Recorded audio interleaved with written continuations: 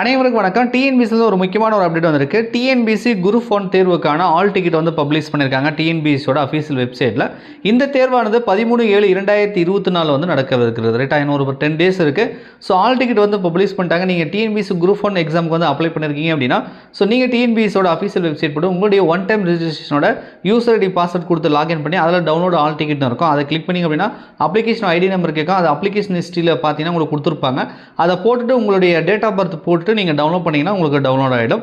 So உங்களுக்கு exam centre எங்கே போட்டிருக்காங்கன்னு கரெக்டாக பார்த்துட்டு எக்ஸாமுக்கு பார்த்தீங்கன்னா சரியான நேரத்தில் வந்து நீங்கள் போயிட்டு இந்த தேர்வு வந்து வெற்றிகரமாக வந்து எழுதிட்டு வாங்க.